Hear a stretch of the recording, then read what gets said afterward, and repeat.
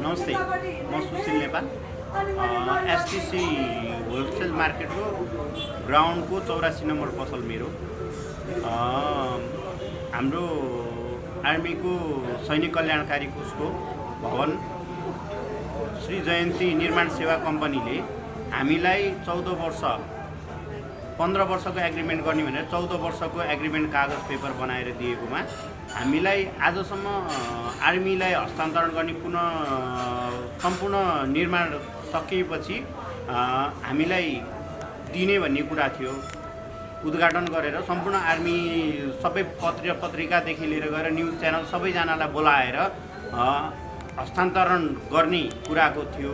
त्यो हस्तान्तरण नगरिकन हामीलाई अहिले पनि लगातार आर्मी र श्री जयन्ती निर्माण सेवाले हामीसँग भाडा बारम्बार लिइरहेको छ। अब निर्माणै पुरा नभइकन हाम्रो एग्रिमेन्ट अनुसारको पैसा पनि डिपोजिट राखेर 1 वर्षको डिपोजिट राखेर हामी व्यवसायीहरूलाई त्रासमा देखाएर सधैँ भाडा मात्रै उठाउने, सम्पूर्ण माथिसम्म ग्राउन्ड फ्लोरदेखि 4 तला 5 निर्माण सेवा कम्पनीसँग हामीले सम्झौता गऱ्यौँ। श्री जयन्ती निर्माण सेवा कम्पनीले सैनिक कल्याणकारीसँग सम्झौता गरेको पेपर छ। त्यो पेपर हेरे अनुसारको हामीले 15 वर्षको लागि श्री जयन्ती निर्माण सेवा कम्पनीसँग हामीले पहिला श्री जयन्तीलाई बुझाइराखेको थियौँ। त्यसमा यो निर्माण नसकिकन नबुझाउने भन्ने कुरा थियो। श्री जयन्तीले पैसा लिगिराखेको थियो। त्यहाँ माथि अहिले आएर नेपाली सेना सैनिक कल्याणकारीले जबरजस्ती हडपेर अहिले जबरजस्ती व्यापारीलाई त्रास देखाएर हाम्रो खातामा पैसा डाइरेक्ट हाल्नुपर्छ, होइन भने निस्केर जा भनेर पसल बन्द गराउने कार्य गरिरहेछ। केही लिमिटेड थोरै मात्रै पसल बाहेक अरू सबै पसलहरू जबरजस्ती बन्द गराइरहेको, पसल खाली गराउन लगायो। उनीहरूले सकेसम्म कति हुन्छ छिटो पसल खाली गराउन लगायो। भनेको तपाईँहरूको जुन उसँग सम्झौता गर्नुभएको थियो जेबीसँग, श्री जयन्तीसँग तपाईँहरूले सम्झौता गर्नुभएको थियो, त्यो सम्झौता मान्ने व्यापारीलाई आर्मीले हटाइरहेछ जबरजस्ती हटाइरहेछ। हामी हो अहिले तिनीहरू छैन, अहिले तिमीहरू छैन, हामी हो मात्रै भनेर जबरजस्ती आर्मीले हाम्रो एग्रिमेन्टको पेपर त्यति मात्रै होइन, हामीसँग 1 वर्षको एडभान्स भाडाको डिपोजिट समेत हाम्रो भविष्य छैन। त्यसको तपाईँहरूले श्री जयन्तीलाई जुन तपाईँहरूले भाडा बुझाउनु भएको थियो, पैसा बुझाउनु भएको थियो, त्यसको कुनै पनि लेखाजोखा छैन। धम्की देखाएर कोही मान्छेले कहीँ बोल्न गयो भनेदेखि भनेर फोन गरेर थर्काउने, त्रास देखाउने, कहीँ पोस्ट गर्यो भनेदेखि त्यो तुरुन्त डिलिट गर्ने भए गर्न त तँलाई राम्रो हुँदैन भन्ने धम्क्याउने काम गरिरहेछ नेपाली सेनाले।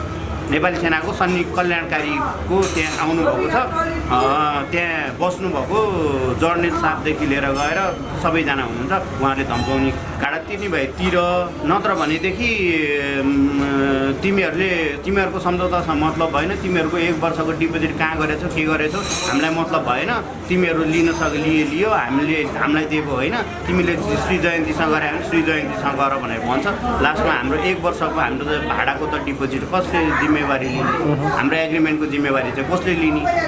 अझ मैले सुनेको अनुसार व्यापारी मिलेर पनि हामीहरू मिलेर मुद्दा हालेको थियौँ। त्यहाँ पनि थर्काउने गर्ने गरेर 2-4 जना व्यापारीहरूलाई प्रभावमा पारेर जबरजस्ती मुद्दा रोक्न लगाइराखेको छ नेपाली सेनाले। मैले प्रत्यक्ष रूपमा सिङ्गल रूपमा मुद्दा दायर गर्न गइराखेको छु।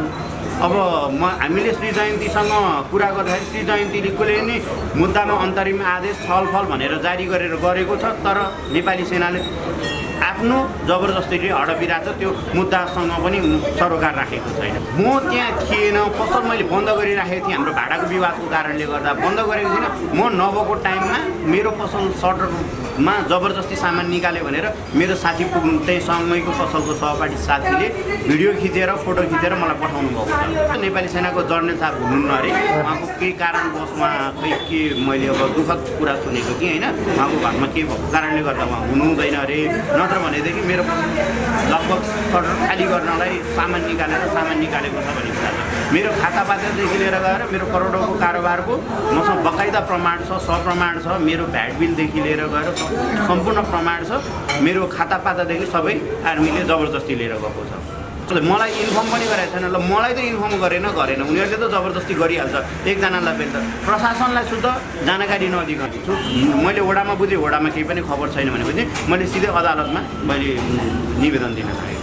मेरो आफ्नो जनधन, मेरो सामानको मेरो करोडौँको सामान छ होइन, त्यो अब हाम्रो जर्नल साहब हुनुहुन्छ सुनिल विष्ट, उहाँले जिम्मा लिनुहुन्छ होला, यहाँको मेन जिम्मेवारी उहाँ लिनुभएको छ, उहाँको हातमा जिम्मेवारी पर्छ होइन।